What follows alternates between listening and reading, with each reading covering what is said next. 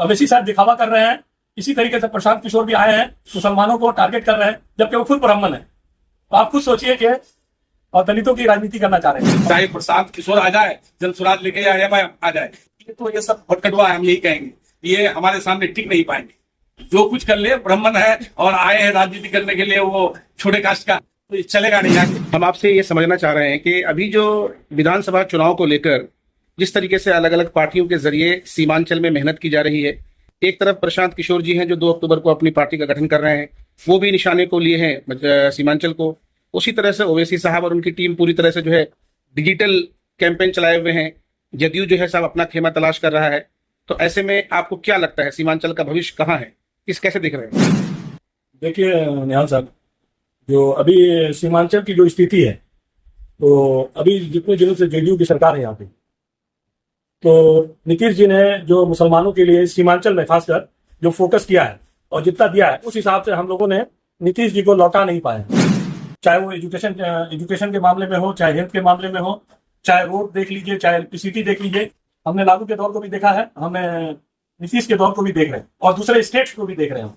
As compare तो बगल में हमारा यूपी है, बगल में बंगाल है। तो आप देखिए कि नीतीश कुमार ने मुसलमानों के लिए जितना किया है, हमने एक एमपी तक उनको नहीं दिया है, लेकिन फिर भी मुसलमानों के लिए एक बड़ा कॉलेज अबुल कलाम यूनिवर्सिटी जो है हमारा, इन्होंने दिया, कृषि कॉलेज दिया है, प्लस आवासीय छात्र दिया है जो डेराबारी में बड़े। आप जाएंगे तो आपको दिख जाएगा कि नीतीश कुमार का काम।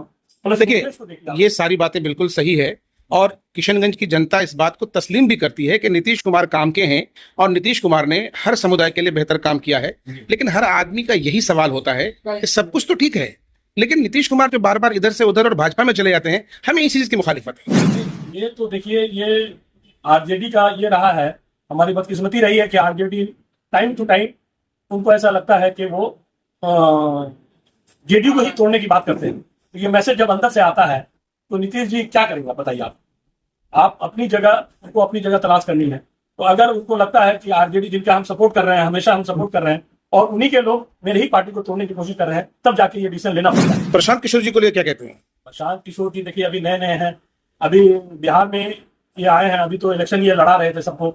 लेकिन जिस तरह से दिल्ली का मैं देख रहा हूँ, केजरीवाल जी जिस तरह से आए थे और अन्ना हजारी से ये लोग निकल के आए, क्योंकि कांग्रेस की सरकार थी दिल्ली में और उसको ये स्टार्ट नहीं पा रहे थे, बीजेपी डायरेक्टली उसको फाइट नहीं कर पा रही थी, इसलिए बिहार में कांग्रेस, आरजेडी और जेडीयू को काट करने के लिए ये अभी आए हैं। तो मुझे लगता है कि ये अभी बीजेपी को डायरेक्टली फायदा पहुंचाएंगे, कि इनका जो मिशन है मुसलमानों को, लोग ये समझ भी हैं कि घर का पुतला है, मतलब एक इसके तरह यूज कर रहे हैं मुसलमानों को। जबकि 18% इनकी भागीदारी ना लागू के टाइम में सही से मिली मुसलमानों को, ना और किसी पार्टी के दौर में, कांग्रेस के दौर में मिली। तो नीतीश जी कोशिश कर रहे हैं, लेकिन हम लोग उस हिसाब से काम नहीं कर पा रहे हैं, उस हिसाब से लोगों तक मैसेज नहीं पहुंचा पा रहे हैं। और एमआईएम आके और हमारा काम, लोगों को बहकाने का काम और इसका काम कर रही है फॉर्म के नाम पे और इसके नाम पे। आप देखिए हैदराबाद की जाके अवैसी साहब की पार्टी और मुसलमानों की क्या हालत है, वहां पे आप जाके देखेंगे जितने भी एलिट क्लास मुसलमान है वो उनके अवैसी साहब के साथ नहीं है। तो इसीलिए यहाँ पे सिर्फ वोट काटने की, और उनके पार्टी से जो जीत के आते हैं, जब उन्हें हकीकत पता चलता है तो उस पार्टी में रहना नहीं चाहते। इसका एग्जाम्पल आप देख सकते हैं, 4 विधायक जीते और छोड़ के चले गए। तो क्या वजह रही, उनसे आप जाके पूछिए कि क्यों नहीं वहां पे उनको जगह मिल रही है। तो अवैसी साहब दिखावा कर रहे हैं। इसी तरीके से प्रशांत किशोर भी आए हैं, मुसलमानों को टारगेट कर रहे हैं, जबकि वो खुद ब्राह्मण है। तो आप खुद सोचिए कि और दलितों की राजनीति करना चाह रहे हैं। और बिहार ऐसा प्रदेश है, मुझे मेरा मानना है कि यहाँ पे बहुत पहले से ही लोग जातिवाद पे लोग बिलीव करते हैं।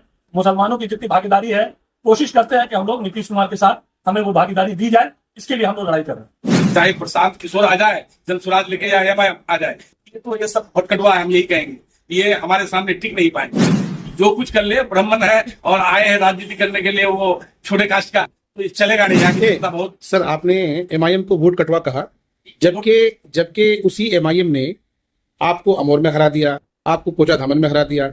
तो कहीं ना कहीं वो तो अपने मकसद में कामयाब है, आप कैसे कह सकते हो? लेकिन यहाँ के लोग जो है ना, हम लोग, ये जो सुरजापुरी इलाका है, आज भी हम लोग क्या बोलेंगे हम उसके बारे में, पॉलिटिकली अवेयर नहीं। हाँ, तो यहाँ पर लोग 1-2 दिन में फैसला लेते हैं, हमारा कुछ भी हो जाए। जो आज हमारे नीतीश कुमार जी, हम तो यही कहेंगे, ऐसा मुख्यमंत्री बिहार को भाग से मिला है। मैं कल का बिहार को भी देखा हूँ, आज का बिहार को भी देख रहा हूँ। हम लोग लालू जी के समय को भी देख चुके हैं। मैं तस्लीमुद्दीन साहब के होम मिनिस्टर के प्रतिनिधि रह चुके हैं, मैंने उनके साथ 15 साल काम किया है। हाँ। जी, मैं और उसके 2008 में डायरेक्ट नीतीश कुमार जी, अली अनवर साहब राज्यसभा के सांसद थे, पौवा खाली में उनके मंच में मैं योगदान दिया था। 2008 से लेकर 24 तक मैं जदयू में हूं और पोस्ट में हूं, महासचिव रहे, विधानसभा प्रवक्ता रहे, और उसके बाद फिर हमने माइनॉरिटी कमीशन का किशनगंज के प्रतिनिधि भी रहे हैं। अभी मैं 3 साल से वाइस प्रेसिडेंट हूं, जिला का जनरल विंग का हूं। अभी फिर पार्टी के लोग कहिए और हमारे ये लोग मिलकर हमें 20 सूत्री का सदस्य भी बनाए।